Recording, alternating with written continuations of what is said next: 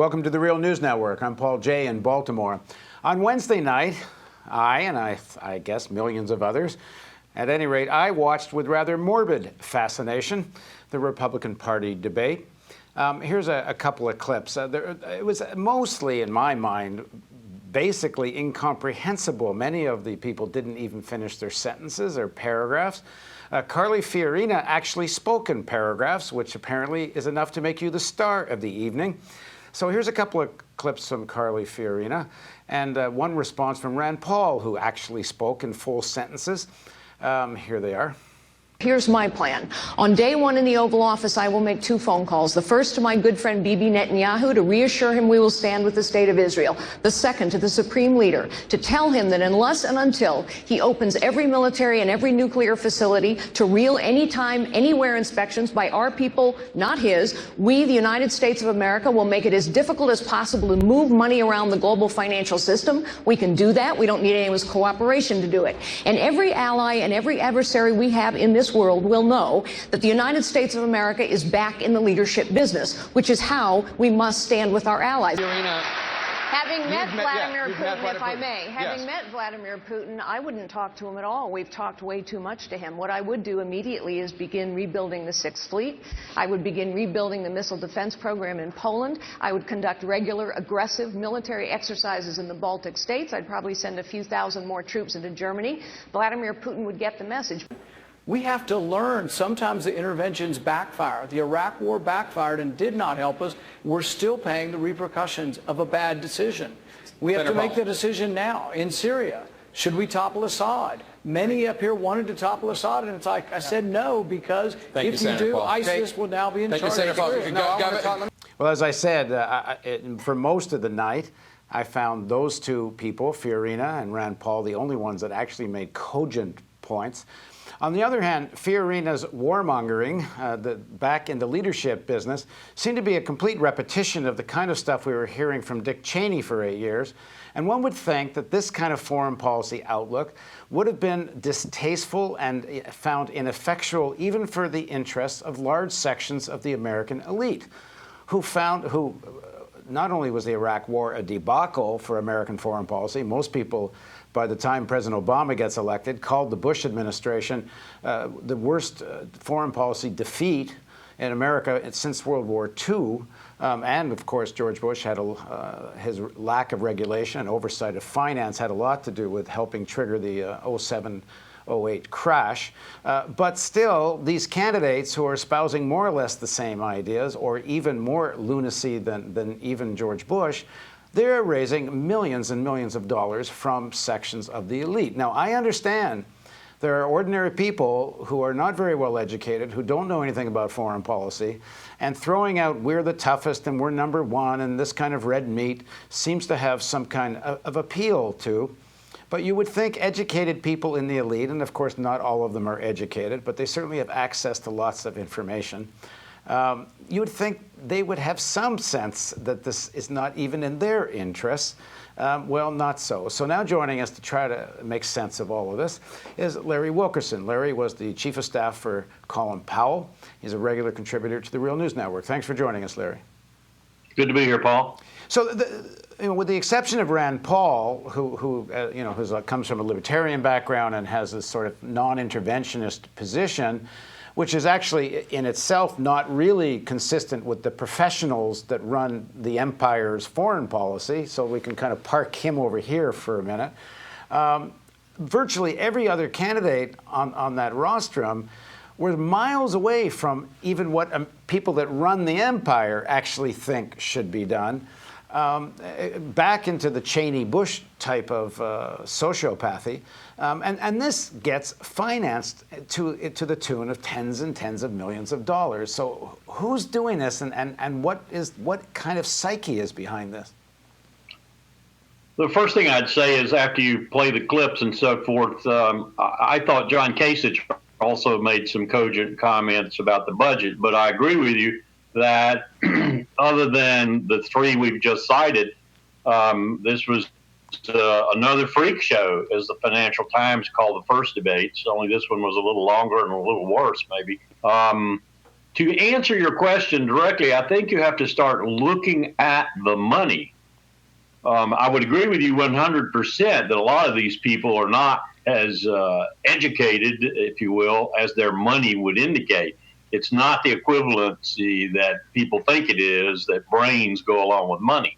Entrepreneurship, creativity sometimes, good business skills and so forth, perhaps, not even that sometimes, but brains do not necessarily go along with money.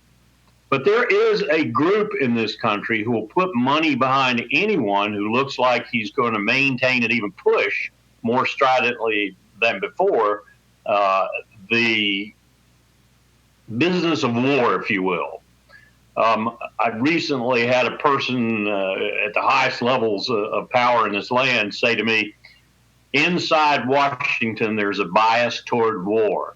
That's absolutely correct. Lots of people made a lot of money off the invasion of Iraq. Lots of people made a lot of money off Afghanistan.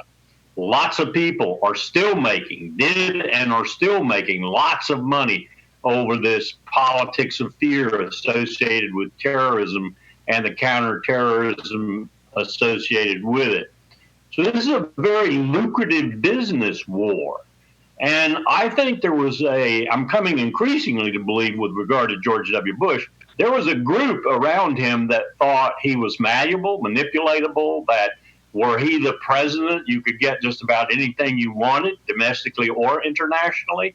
And I think there's a group around these people, too, who feel the same way about most of them, whose intellectual quotient, with the exception of perhaps Kasich in monetary matters, Rand Paul in terms of the use of the war instrument, and maybe one or two others with niches of excellence. These people present that opportunity par excellence. There is no one in this group who is qualified to be president and commander-in-chief of the United States, period.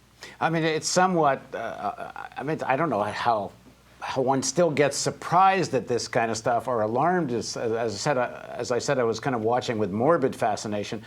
But if only Donald Trump, other than Rand Paul, but only Donald Trump actually called the Bush administration a disaster, and all the others are essentially defending it. I mean, here's a clip of Jeb Bush talking about how his brother kept the country safe. You know what? As it relates to my brother, there's one thing I know for sure. He kept us safe. I don't know if you remember, Donald. Now, I understand Jeb Bush finding it necessary and perhaps believes that he has to defend his brother. Or perhaps I don't even know how he could think that President Bush kept the country safe. But what I was astounded at is how much applause he got. It wasn't that long ago that even in Republican Party circles, by the end of that George Bush administration, they realized, to quote Donald Trump, what a disaster that administration was.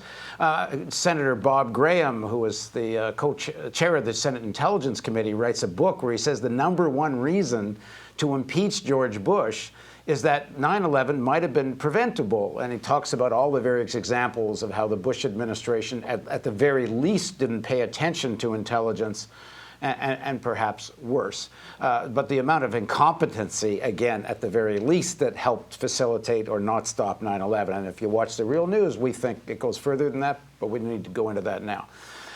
But the applause in defense of the Bush administration was astounding. Did you find that? Well, you know, I don't look at CNN much different from Fox News.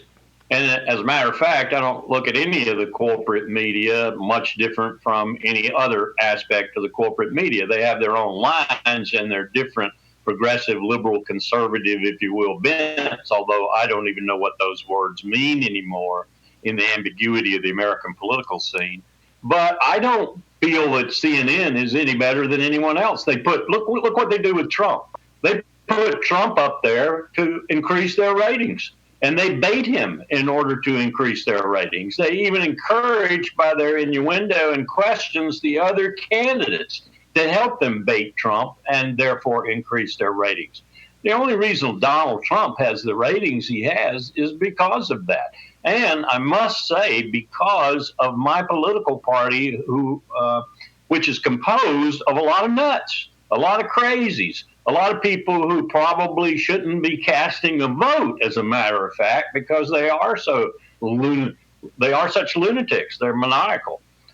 So this is something that we look at as theater, I think, if we're going to look at it in reality. Comic theater, farce, a freak show, as I said the Financial Times called it. It's scary when you think that any one of these people might have, because of Hillary Clinton's fading numbers, maybe even win the White House. But they're not any scarier than George W. Bush when you come to think of it. That's pretty scary, though, as you pointed out. But what choice do we have in this country anymore?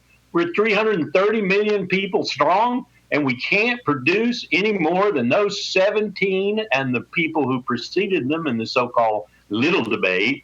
We can't produce for one of our major political parties anything better than they've displayed. This is pretty pathetic.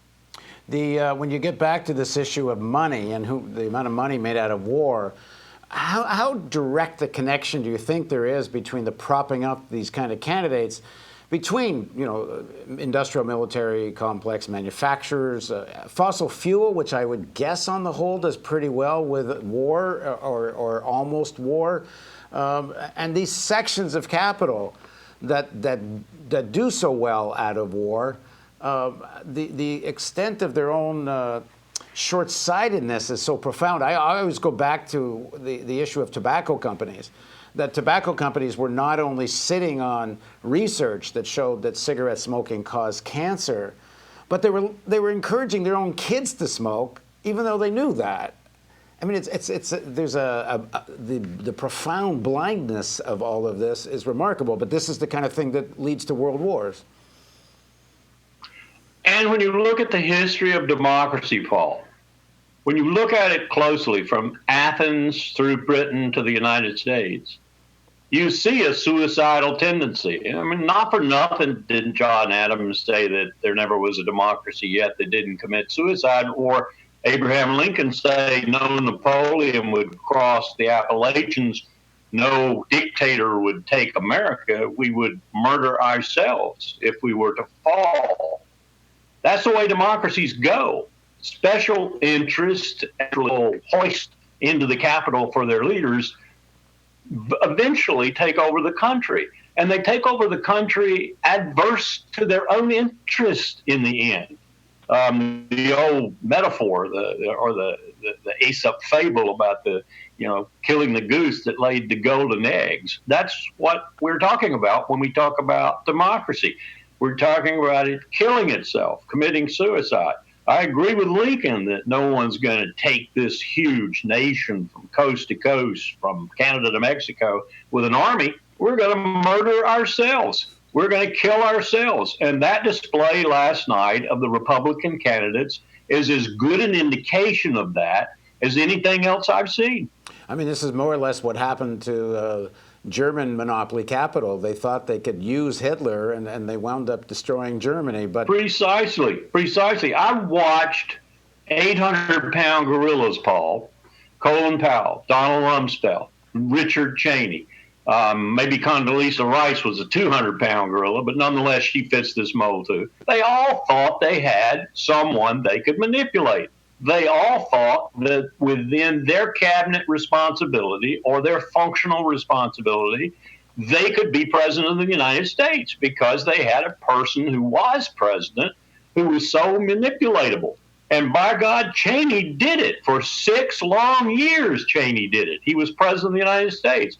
And now you tell me that these people are these 17, these so-called Republican candidates for president, are being supported by money, or at least some of them are. Well, it's clear to me why they're being supported by that money, because that money thinks that they, too, will be manipulatable. And when you look at it from the perspective of George Bush's disasters, both domestic and international, I think many of them, as I said, made money off those disasters, so they're not necessarily worried about that. And then there is the aspect, too, of this purblind race to commit suicide and gather all the money you can while you're doing it, but nonetheless to commit suicide, nationally, I mean. And that's where we're headed. The Republican establishment obviously wanted Jeb Bush and so on, but given how lousy he's doing, I mean, he's one of the people that couldn't make full paragraphs and finish his sentences. Carly Fiorina seems to be emerging as someone who actually can campaign, has a certain appeal. What do you make of her? If the Republican establishment decides that she's out of this group of what you call a freak show, she actually is someone who might be able to at least communicate with people. What do you make of her? Well, I see her as and I'll make this prediction right now, that she may well be the vice presidential candidate for whoever eventually gets the Republican nomination for president, because she would balance the ticket well and attempt to attract women back to the Republican Party, or at least more than the few women they have right now. I don't think that much of her skills, and I think her comments, which you played some of at the beginning of the show, about the military, I don't think her skills are such that I would vote for her, though. She sounded like someone in 1985 talking about the U.S. Armed Forces. The last thing we need is just a numerical addition to the Army, Navy, Air Force, and Coast Guard and Marine Corps. What we need is a complete rethink of the strategy we use in the world, the military and the national strategy, of fleshing out of that strategy with the force structure necessary, and then the equipment and people for that force structure. I would submit to you that we could get by. She's railing about we aren't spending enough money, as are all the other candidates. We could get by with $1 trillion less, Paul, over the next 10 years. That's $100 billion a year less for the Defense Department, if we just rethought it, restructured it, re-strategized it, and then fill that strategy with the proper instruments. We're not doing that. No one has done that. The greatest disappointment for me was Chuck Hagel, who didn't do that. Ash Carter's not doing that. Bob Gates did not do that, although he tried a little bit. Someone has to come along to do that. And they have to fight people like Carly Fiorina to do it, because they're still living in the 1980s. All right, thanks very much for joining us, Larry. Thanks for having me, Paul. And thank you for joining us on the Real News Network.